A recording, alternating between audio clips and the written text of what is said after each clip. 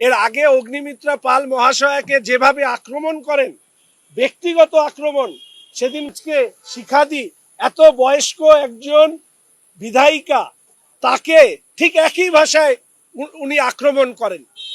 এই তা মুখ্যমন্ত্রীর বক্তব্যের প্রতিবাদ জানাই এবং সেই সময় মুখ্যমন্ত্রী আমার উপরে ক্ষিপ্ত হয়ে ওঠেন।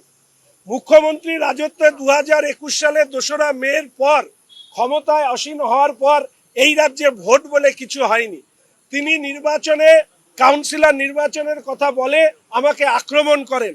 আমি মুখ্যমন্ত্রীকে বিনীত স্বরে এটাকে স্মরণ করিয়ে দিই যে উনি আজকে যে মুখ্যমন্ত্রী হয়েছেন তা হওয়ার সময় নন্দীগ্রামে 2021 সালে মাননীয় বিরোধী দলনেতা শ্রী শুভেন্দু অধিকারী মহাশয়ের কাছে পরাজিত হয়ে এখানে মুখ্যমন্ত্রী হয়েছেন।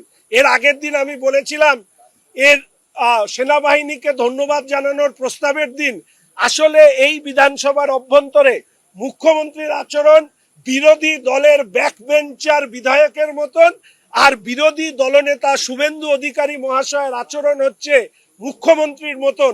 আজকে মনে হয় তিনি সেটাকেই প্রতিষ্ঠা করলেন, প্রতিষ্ঠা দিলেন, মান্যতা দিলেন।